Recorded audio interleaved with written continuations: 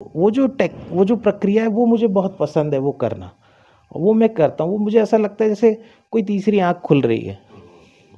3-4 colour मिलके जब कुछ काम करते हैं, तो वो एक अलग सी हार्मनी बनती है और वो मुझे बहुत हेल्प करती है मेरे काम में। मैं बेसिकली मध्य प्रदेश में एक छोटी सी जगह है बालाघाट ज़िला, उसमें वारासिवनी वो मेरा बर्थ प्लेस है। स्कूलिंग मेरी वहाँ हुई है और उसके बाद मैंने खैरागढ़ यूनिवर्सिटी इंदिरा कला एवं संगीत विश्वविद्यालय खैरागढ़ से बैचलर ऑफ फाइन आर्ट्स और मास्टर ऑफ फाइन आर्ट्स किया है। शुरुआत की बात बोलें तो वो वैसा ही है जैसे सभी जब हम छोटे थे बच्चे थे तो हम ड्राइंग करते थे, पेंटिंग करते थे और तब उतनी समझ नहीं थी आर्ट की। लेकिन हाँ, वो कहते हैं ना कि हाँ छोटी स्किल कि हाँ ड्राइंग थोड़े ठीक ठाक हो जाते थे या तो उसी तरह से बचपन में मैंने थोड़ा सा कहीं कहीं सीखा। जैसे हॉबी क्लासेस होती हैं उस तरह से जाके कॉपी वर्क करते थे और ज़्यादा कुछ पता नहीं था इस फील्ड के बारे में। मुझे जब मैं 8th स्टैंडर्ड में था तो एक मेरे भैया ही हैं, बड़े पापा के बेटे हैं, वो मुंबई में होते थे, पब्लिशिंग कंपनी मैकमिलन उसमें वर्क करते थे। तो वो आए थे घर तो उन्होंने जब वर्क देखे मेरे तो उन्होंने पहली बार मुझे ये सजेस्ट किया कि मुझे और मेरे पापा से कहा कि इसे फाइन आर्ट्स की पढ़ाई करवाइए। तब हम मेरे नॉलेज में तब मुझे पहली बार समझ में आया कि फाइन आर्ट्स की पढ़ाई होती है और उन्होंने जे और कुछ एक आर्ट कॉलेज के नाम भी लिए बिकॉज वो मुंबई से थे तो जे का नाम लिया उन्होंने। और वो बात कहीं यहाँ रह गई दिमाग में कि हाँ मुझे तो वो करना है। तो बहुत ज़्यादा चीज़ें समझ नहीं थी तो एक दिमाग में था वो करना है। फिर चीज़ें आई गई चली गई, ऐसे होते होते स्कूलिंग ख़त्म हुई और एक टाइम ऐसा आया कि हाँ मुझे अब फाइन आर्ट्स की पढ़ाई करनी चाहिए। और चूँकि हमारे सबसे पास की कोई यूनिवर्सिटी जिसके बारे में हमने सुना था वो थी खैरागढ़ मतलब और भी है लेकिन सबसे पास वो थी खैरागढ़ यूनिवर्सिटी इंदिरा कला एवं संगीत विश्वविद्यालय खैरागढ़ छत्तीसगढ़। तो मैं वहाँ पे एंट्रेंस एग्ज़ाम दिया मैंने और लकीली मेरा हो गया, जो कि नॉर्मली होता नहीं है इजीली फर्स्ट अटेम्प्ट में अब। तो पर मेरा लक था शायद, मैं शायद इसीलिए बना था इसलिए हो गया। मुझे सबसे ज़्यादा अगर किसी ने अपनी तरफ अट्रैक्ट किया है काम से तो वो थे मेरे सर प्रोफेसर एस के श्रीवास्तव।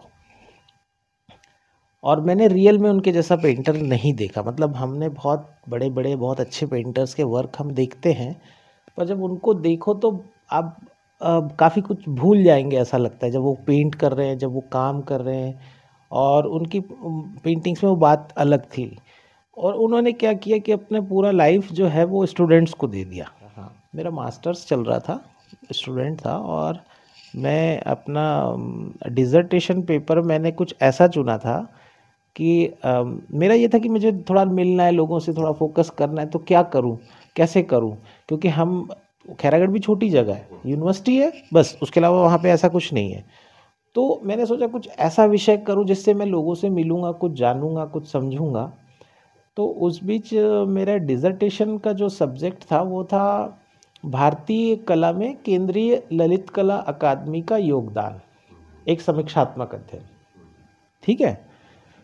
तो इस विषय के साथ मुझे एक डीन के थ्रू ऑफिशियल लेटर मिल गया।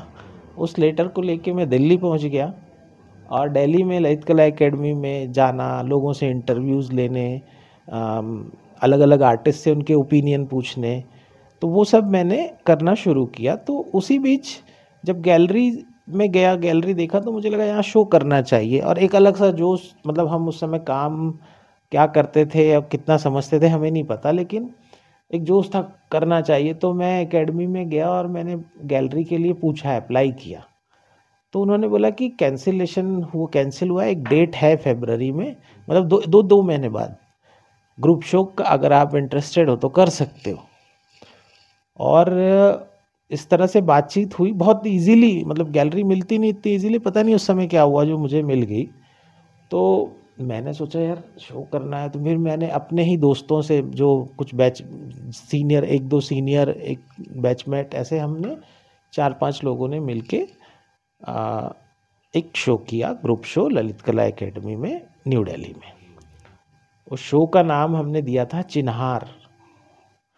चिन्हार छत्तीसगढ़ी वर्ड है। चिन्ह, चिन्ह से संबंध है, सिंबल जो चिन्ह, तो पहचान बनाता है वो चिन्हार। तो वो वहाँ से उस शो को हमने नाम दिया था, और पहला शो वो था। मैंने एक्रेलिक में शिफ्ट हो गया, एक्रेलिक पे मैं ज़्यादा काम कर रहा हूँ अभी। तो मैं कंटिन्यू एक्रेलिक पे ही पेंटिंग कर रहा हूँ, और कुछ ड्राइंग करता हूँ, पेन ड्राइंग जैसे मैं अभी कर रहा था, है ना। तो एक्रेलिक में काम करता हूँ। जो सब्जेक्ट, जो विषय है ना, वो ज़्यादातर नेचर से, जो ऑब्जेक्ट्स हैं वो ज़्यादातर नेचर से उठ के आते हैं मेरे वर्क में। और बहुत कुछ ये वो होता है जो हमारे सबकॉन्शियस मूड में स्टोर होते जाता है ना। एक हमारी जो सबसे ज़्यादा स्ट्रांग मेमोरी कौन सी है, तो वो है अवचेतन अवस्था, सबकॉन्शियस मूड, है ना। वो सबसे स्ट्रांग मेमोरी, और उसमें बहुत कुछ स्टोर है जब से हम हैं इस पृथ्वी में, इस दुनिया में। तो वो वहाँ पे चीज़ें स्टोर होती है, और वो कई बार प्रत्यक्ष और अप्रत्यक्ष रूप से बाहर आती है, चाहे जिसका जो मीडियम हो उस मीडियम के रास्ते आ जाती है। तो मेरे साथ वो आता है, और उस कारण वर्क मेरे एब्स्ट्रैक्शन की तरफ भी जाते हैं, है ना। और वो एक्चुअल में ये अपने आप में एक स्पिरिचुअल प्रक्रिया है ना, स्पिरिचुअल बेस्ड है।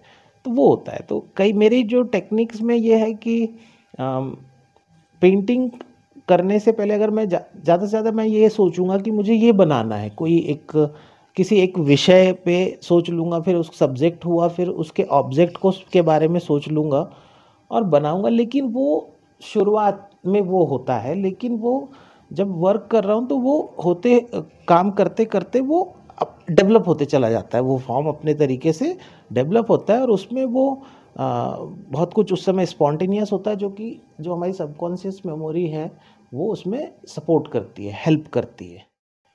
न्यू एग्जीबिशन मैं सोलो की तैयारी कर रहा हूँ, है ना, एक सोलो शो की। होप सो वो ललित कला एकेडमी में ही हो, है ना, रविंद्र भवन में, न्यू दिल्ली में। और वहाँ मेरे काम ये जो है इसी में आगे बढ़ेंगे। तो ये काफ़ी कुछ अमूर्तन की तरफ होंगे, या एब्स्ट्रैक्ट या सेमी एब्स्ट्रैक्ट की तरफ होगा, जिसमें कुछ फॉर्म्स आएंगे, फॉर्म दिखेंगे, और वो गायब भी होते रहेंगे। मतलब बहुत स्पष्ट नहीं होगा कि ये पर्टिकुलर ये है, ये फिगर है, या ये ह्यूमन फॉर्म है, या एनिमल फॉर्म है, वो नहीं होगा। लेकिन हाँ, कुछ होगा दोनों के बीच की चीज़ें जो होगी, जैसे हम थोड़ा सेमी एब्स्ट्रैक्ट कह सकते, या एब्स्ट्रैक्ट ही कह सकते, वो उस तरफ जाएगा। और कलर्स पे मैं सबसे ज़्यादा काम कर रहा हूँ, लंबे समय से कर रहा हूँ, और आगे भी। तो मेरा वो है कि उसमें मैं कलर्स को और रिच कैसे कर सकता हूँ, उसकी रिचनेस को बढ़ाना है मुझे। हमेशा एक कलर में 3 से 4 कलर होते हैं, और वो होने चाहिए मेरी पेंटिंग में। तो मेरी कोशिश वो रहेगी, और उस तरफ बढ़ रहा हूँ। चूँकि ये उसे जिस एग्जीबिशन की मैं बात कर रहा हूँ उसकी अभी जस्ट शुरुआत ही किया हूँ, तो मैं उस पर अभी बहुत कुछ बोल नहीं सकता। क्योंकि जब मैं, जैसा मैंने कहा, मेरे वर्क का प्रोसेस वो उसके साथ जुड़ते चले जाता है। तो हो सकता है कि वो होते होते कुछ महीने बाद वो जो मेरे दिमाग में जो है, जो मेरा आइडिया है, वो पकेगा, और वो कहीं पे एक अच्छे से डेवलप होके आएगा। स्वस्थ समाज बिना आर्ट के नहीं हो सकता, बिना लिटरेचर के नहीं हो सकता, बिना म्यूज़िक के नहीं हो सकता, बिना मूवीज़ के नहीं हो सकता, बिना नाटक, थिएटर, एक्टिंग, पेंटिंग, जितनी भी विधाएं, इसके बगैर स्वस्थ नहीं हो सकता। मेरा विवेक जिंदा रखने के लिए मुझे आर्ट से, लोगों से जो, जरूरी नहीं है हर व्यक्ति आर्ट करे, लेकिन आर्ट से गुजरे तो, उससे जुड़े तो। ज़रूरी नहीं ना सब आर्ट करें, ज़रूरी नहीं सब पेंटिंग नहीं कर सकते, लेकिन पेंटिंग देख तो सकते हैं, पेंटर से बात तो कर सकते हैं। जुड़ना ज़रूरी है। वो ज़रूरी ना। थैंक यू रवि जी, काफ़ी अच्छा लगा आपसे बात करके। बहुत बहुत शुक्रिया समय देने के लिए।